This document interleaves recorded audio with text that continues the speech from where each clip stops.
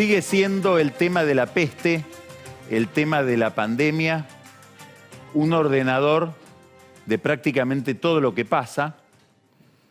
Y además es un fenómeno especialmente inquietante porque va mutando. Muta el virus, mutamos nosotros, mutan los problemas alrededor de este enorme inconveniente, de esta crisis.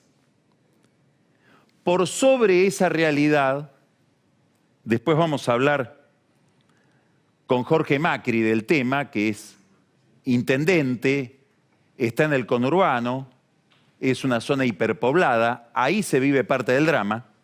Sobre esta realidad se monta un segundo problema, que es la catastrófica gestión del gobierno en materia de vacunas.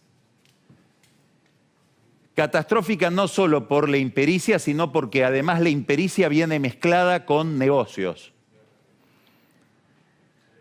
Este es un segundo nivel que hace que el virus corra más rápido que las vacunas y por lo tanto en la Argentina el problema del coronavirus se transforma en un problema especialmente peculiar. Hay una tercera dimensión, que es cómo esto impacta en general en la vida pública y sobre todo cómo refuerza, cómo agrava una crisis económica que tiene motivaciones preexistentes, pero que en la medida en que no se logra acotar el problema de la epidemia, bueno, se ve especialmente impactada la economía, la vida de la gente por esta mala política en materia de gestión de la pandemia, de sanitarismo. Los números parecen estar relativamente estables. Insisto, después vamos a hablar con Jorge Macri de qué percepción tiene él del tema. Aún así, el sistema aparece cada vez más saturado. Primero porque obviamente es imposible eternamente postergar determinadas prácticas médicas a todo lo que no es COVID. Es decir, los centros de salud empezaron a recibir a enfermos con otras patologías, hay que operarlos, tratarlos, etc. Hay una peculiaridad especial en este momento que señalan algunos médicos, que es que daría la impresión de que el virus empieza a tener otras características, afecta a los más jóvenes, los afecta menos dramáticamente, pero más tiempo, con lo cual el uso de camas en los hospitales es más prolongado. Y después empieza a haber problemas de la economía de la salud. Por ejemplo, falta de oxígeno. Hay toda una polémica alrededor de la oferta de tubos de oxígeno para aquellos que están entubados. Hoy había 2 clínicas en el Gran Buenos Aires en 3 de febrero reclamándole a otros hospitales si les podían mandar tubos de oxígeno porque no tenía para satisfacer la demanda de las terapias, de las salas de terapia intensiva. Clínicas que podrían derivar enfermos que no están tan graves a hoteles de la zona, no lo pueden hacer porque no pueden proveer a esos hoteles de tubos de oxígeno. Aparentemente se pueden recargar, sí hay recarga de tubos de oxígeno, pero hay menos oferta de cantidad de tubos. Y por supuesto un problema de precio que se ve también en otro plano, que es el de los medicamentos. Hay una gran demanda en el mundo de determinadas drogas que tienen que ver con este tipo de internación que han producido una corrida extraordinaria en los precios.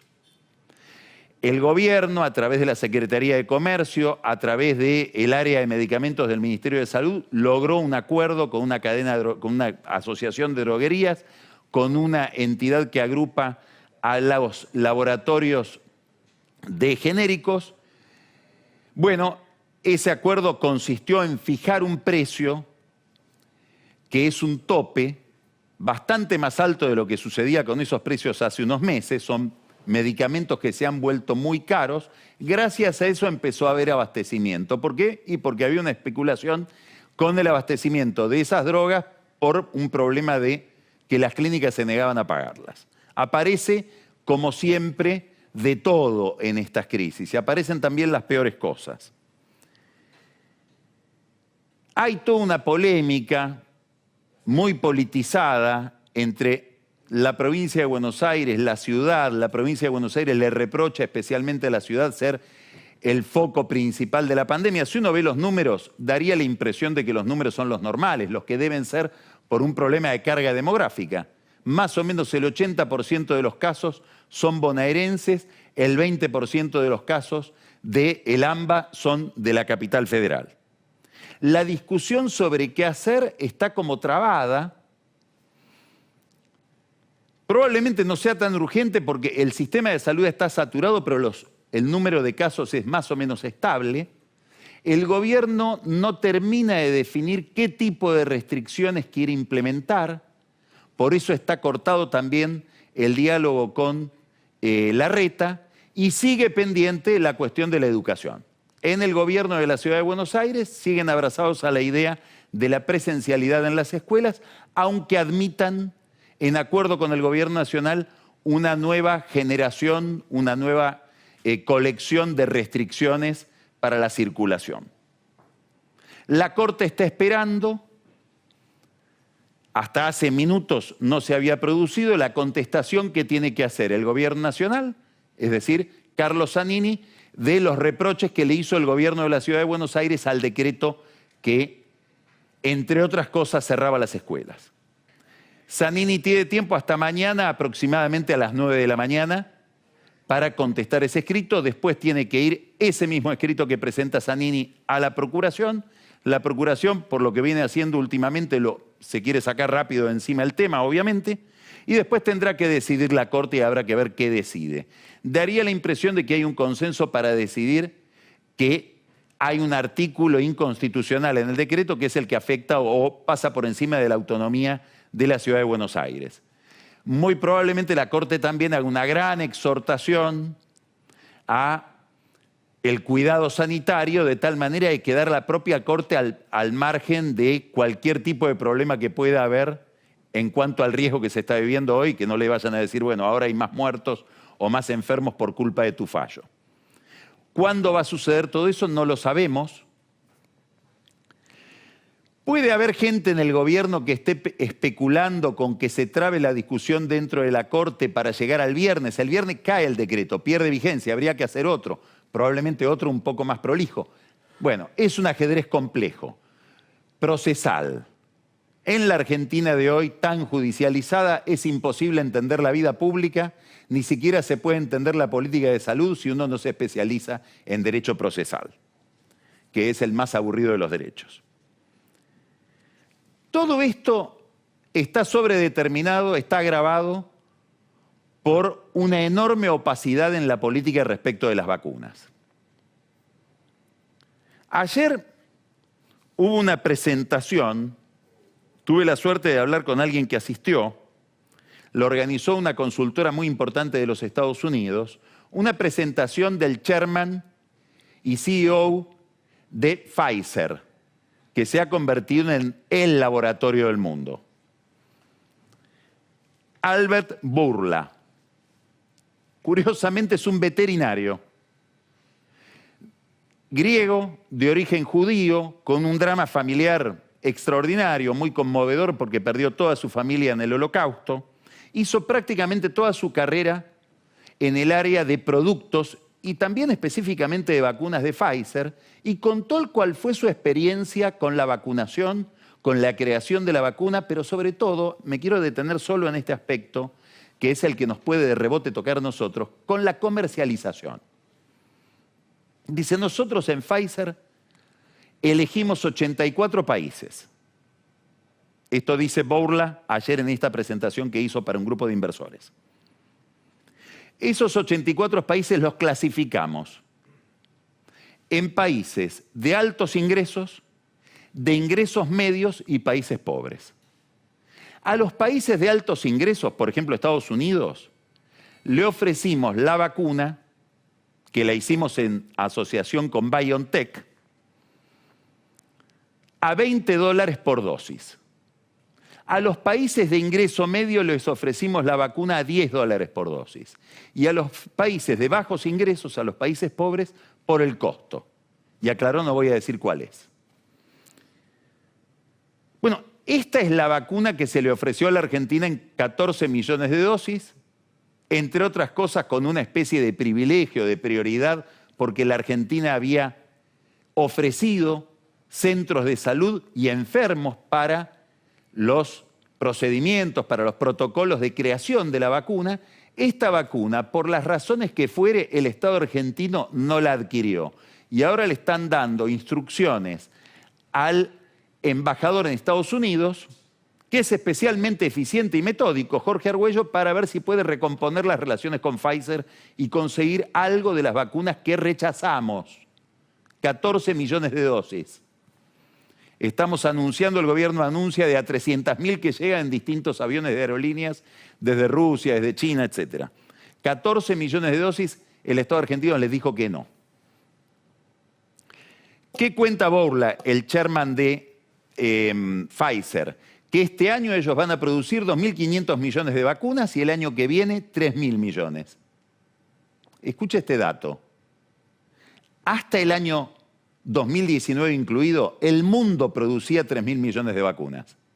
Hoy un solo laboratorio produce 3.000 millones de vacunas, va a producir en el año 2022 solo vacunas de coronavirus. Estamos ante un nuevo fenómeno que todavía el cerebro no lo termina de registrar. Ya los países avanzados, Europa, Estados Unidos, etcétera, están en la fila de la contratación de esas vacunas. Hay lugares como Estados Unidos donde ya hay una sobreoferta de vacunas. Inclusive en Miami están diciendo ahora queremos fomentar el turismo de la vacuna. Que vengan los turistas y se vacunen acá. Los vacunamos gratis si quieren. Esto lo dijo el alcalde de Miami para promover la reactivación del turismo en la ciudad. ¿Por qué rechaza la vacuna el gobierno? No, nadie explica. Sí, se dan explicaciones legales que no tienen razón de ser ahora porque le están diciendo a Argüello que busque la vacuna de Pfizer, que van a tener que corregir la ley seguramente si es que la consigue. Hoy no hay vacunas en ningún lado. Muy difícil de conseguir ahora para ahora. Es obvio que el gobierno se entusiasmó muchísimo con la vacuna de AstraZeneca. ¿Por qué? Porque Hugo Sigman, muy ligado al kirchnerismo, muy ligado a Alberto Fernández, muy ligado a Ginés González García, los convenció de que esa era una buena opción, entre otras cosas porque él era subcontratista de AstraZeneca. Sigman iba a realizar la producción industrial, no científica, no la investigación de la vacuna, la producción industrial de algo que se inventó en AstraZeneca y en la Universidad de Oxford. Y los envases los iba a poner un laboratorio mexicano. El gobierno a ciegas fue detrás de Sigman. ¿Qué pasó? El laboratorio mexicano no pudo poner los frasquitos, porque hay un insumo que no lo consigue. El gobierno pagó el 60% del contrato, tenían que venir vacunas en enero, no vinieron, en febrero no vinieron, en abril no vinieron. Habían prometido que empezaba en abril la vacunación en serio. Bueno, ahora parecería que podrían muy potencialmente las vacunas de AstraZeneca, que ya pagamos en un 60%, llegar en mayo.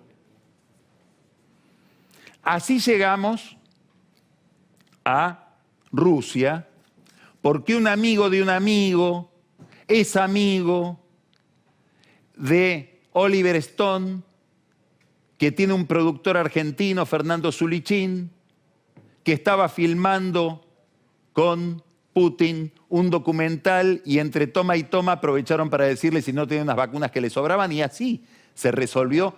Así como se resolvió, es una forma de decir, el problema de la vacuna. Por eso están llegando con cuentagotas. Y acá aparece la otra novedad, por eso hablo de opacidad. Otro empresario, amigo del poder, el esposo de la ex senadora María Laura Leguizamón, Marcelo Figueiras, Laboratorio Richmond, muy ligado al kirchnerismo, sobre todo muy ligado en un momento a Amado Vudú. Esto que voy a decir ahora parece increíble, pero sucede. El ministro de Salud de la provincia de Buenos Aires dice, nosotros veníamos hablando con Figueiras en secreto y cuando nos enteramos de que los rusos podían delegar en un laboratorio la fabricación de la Sputnik, el laboratorio Gamaleya podía delegarle a un industrial la fabricación, como AstraZeneca lo hace con Sigman, así dice Goyan, le pasamos el dato a Figueiras, para que Figueiras haga el negocio él y no otro. ¿El negocio cuál es? Tener la concesión de los rusos para después venderle al Estado argentino.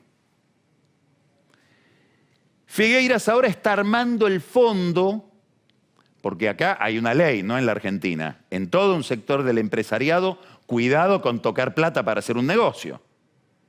Está buscando quiénes le prestan la plata, son 60 millones de dólares. Este fondo, este fideicomiso, el principal operador del fideicomiso para armarlo es Jorge Brito, hijo. Y ahí van empresarios, todos del elenco de Amigos del Poder, encabezados por Filiberti, que como ustedes saben es socio de Manzano y Vila en la compra de Edenor. Es otro empresario que le vende monopólicamente cloro al Estado. Todo esto muy ligado siempre a Sergio Massa, que ya se sacó una foto, fue la primera foto que conocimos de la vacuna que va a producir Figueiras, de la noticia, era una foto de Figueiras con Sergio Massa. La vacuna aparentemente cuesta hacerla, la de Figueiras, que la va a hacer dentro de 2 años cuando tenga hecha la planta, $1 y se va a vender en $15. Mientras tanto va a poder hacer producciones más pequeñas para ir zafando. Hay un chat de empresarios que se armó en el clima político, ideológico, económico de Mauricio Macri, se llama Nuestra Voz. Eran empresarios que en ese momento se habían reunido para, digámoslo así, alentar el cambio, que es una forma de decir favorecer o sostener a Macri, o a Cambiemos. En ese chat de empresarios empezaron las felicitaciones a Figueiras. Y en determinado momento, cuando llegó la 4ª felicitación, apareció alguien que dijo: esto estuvo muy lindo, cumplió una gran tarea, pero yo vivo en Madrid, me voy. Como si para pertenecer a un chat hubiera que estar en el lugar. ¿Quién era? Hugo Sigman. Aparece la rivalidad ahora entre quién va a ser el proveedor de vacunas del Estado. Figueiras, a dirigentes muy importantes de la oposición, le dijo, y esto lo afirma Figueiras: tuve enormes dificultades para la aprobación de todo lo que tiene que ver con la Sputnik, porque en todos los lugares donde hay regulación para vacunas, me encontré con gente de Hugo Sigman. Problemas entre los amigos. Todo esto, que hace que el virus corra más rápido que la vacuna, produce o agrava los problemas que tenemos en la economía. Y si uno mira la película en larga duración, el problema económico parece haberse transformado en un problema de gran magnitud en la percepción de la gente y en el principal problema electoral. Ahora me gustaría llamarle la atención sobre algunos datos de una encuesta, de una investigación de la consultora Isonomía, para hablar de esto que estamos hablando. Están acá en la pantalla. Mire esto. ¿Cuál es el principal problema suyo y de su familia? La gente lo dice con distinto nombre. Nombra con distintas palabras la misma cosa, la economía. 75% de la gente que opina que su principal problema es económico. Esto es muy difícil. Hay que remontarse mucho tiempo atrás para encontrar que el 75% de los consultados ven que el problema principal es económico. Mire dónde está la inseguridad, 6%. 30% la economía en general, 21% el desempleo o la informalidad, tener un empleo en blanco. La plata que no alcanza, 16%. La inflación, que es la plata que no alcanza, dicha de otro modo, la devaluación, 8%. Recién ahí, en el 5.º lugar, aparece la inseguridad. Ahora vamos a ver otro cuadro, otro gráfico de la misma encuesta de Isonomía. ¿Cómo evalúa la gestión de Alberto Fernández en materia económica? Mire cómo empezó esto, 64% positiva. 25% positiva. Pero fíjese el último mes, de 31 a 25. Mire la negativa. Llegó a 71%.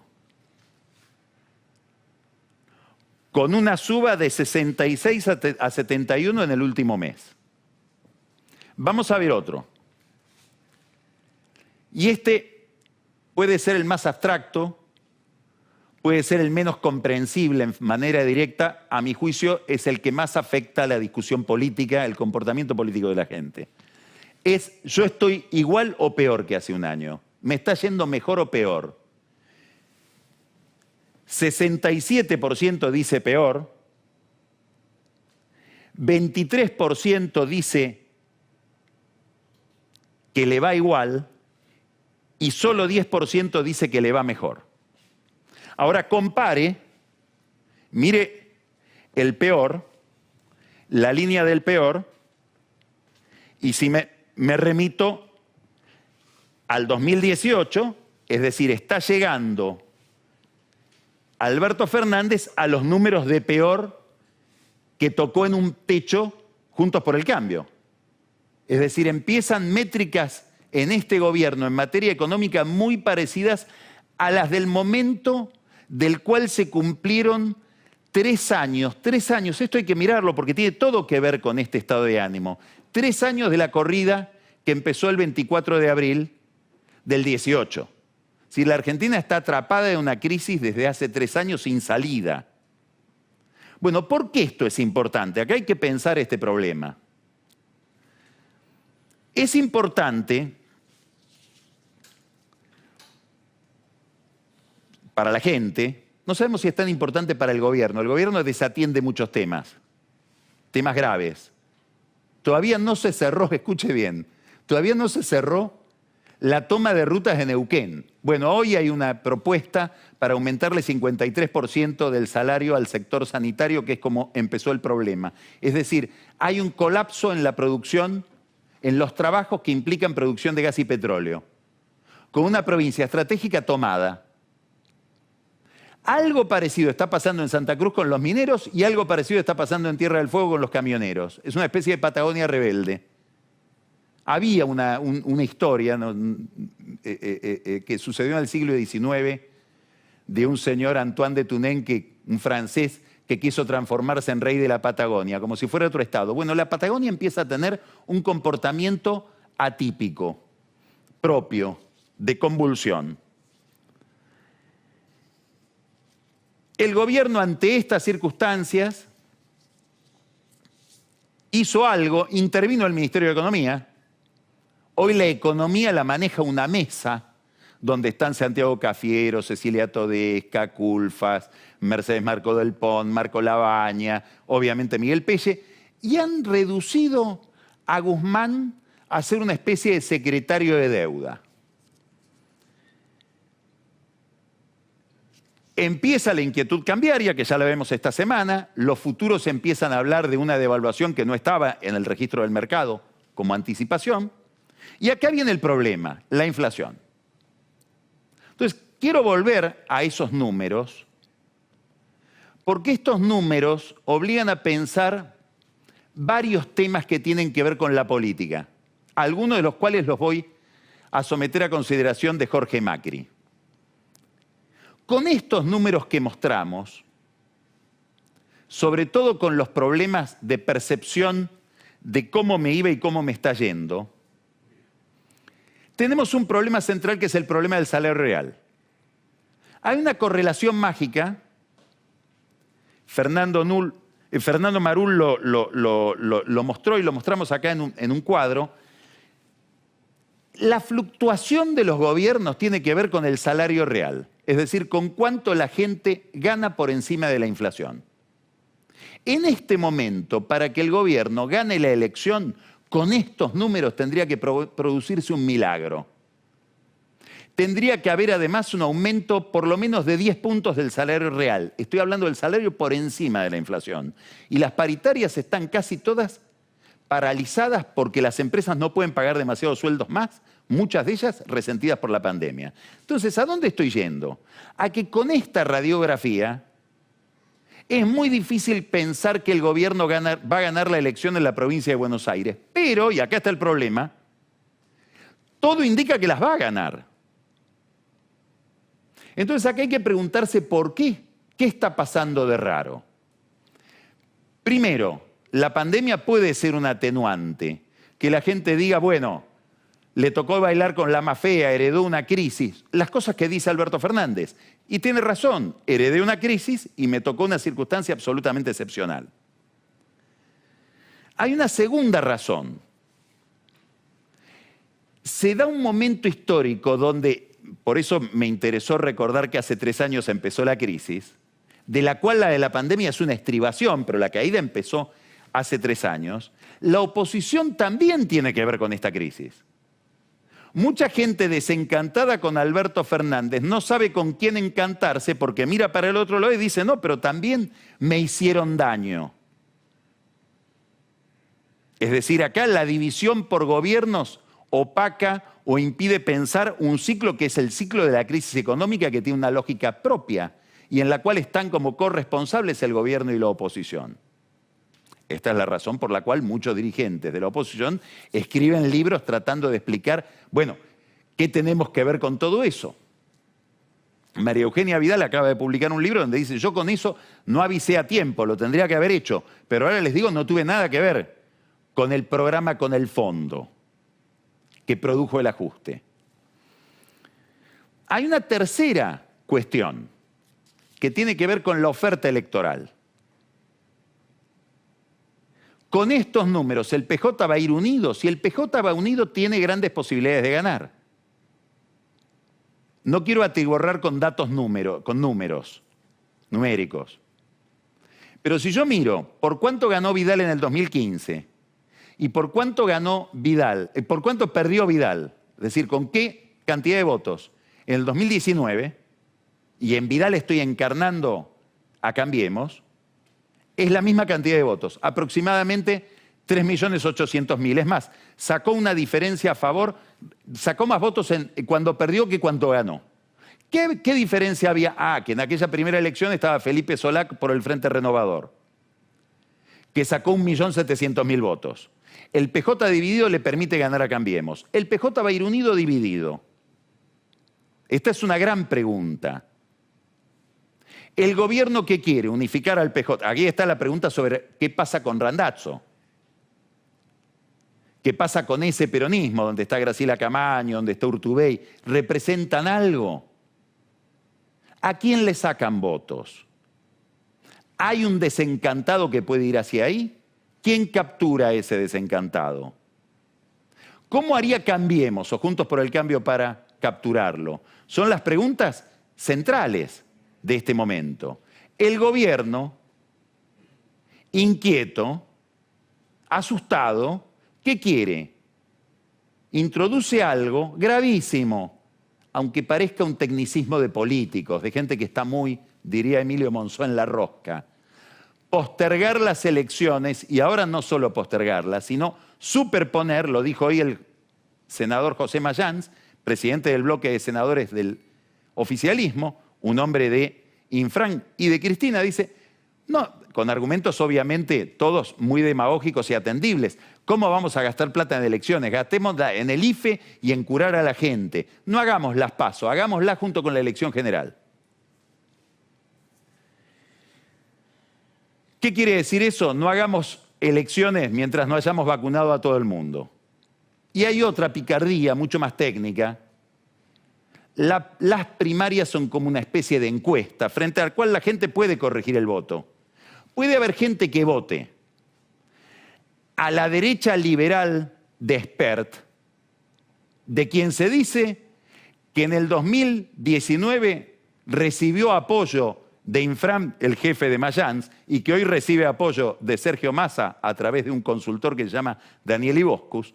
Bueno, hay gente que puede decir, a mí no me gusta Macri, no me gusta Cambiemos, quiero castigar al gobierno con otro instrumento, voto a esa derecha liberal o ultraliberal. La votan y en la primaria se dan cuenta de que se pasaron de rosca.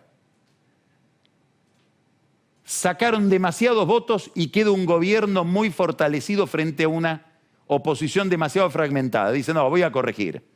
El gusto me lo doy en otro momento. Vuelvo a Juntos por el Cambio. Algo parecido a esa lógica del voto útil se justifica mucho más en una presidencial con balotaje a lo que pasó en el 2019, entre la primera y la segunda vuelta, donde Juntos por el Cambio, la actual oposición, recuperó mucho. Si yo quito la posibilidad de esa encuesta previa que son las primarias, ese voto masivo o más masivo, más caudaloso, para oposiciones distintas de la oposición principal de Juntos por el Cambio, esa encuesta que permitiría que uno corrija el voto no estaría. Y ahí hay otra picardía. ¿Qué es lo más importante de todo esto, más allá de todas estas martingalas? Que si hay una supresión de las PASO y una acumulación de las PASO con las elecciones generales, no sería con un acuerdo con la oposición. Sería la primera vez desde el año 83 que un gobierno toca las reglas electorales sin acuerdo con la oposición. Es un antecedente horrible, porque el último consenso que hay en democracia es el consenso sobre la pureza del sufragio y la calidad de la representación. Si empezamos a dudar sobre eso, bueno, ese es un rasgo que sí nos va a empezar a hacer parecer algo que no nos parecemos en muchas otras cosas que Venezuela.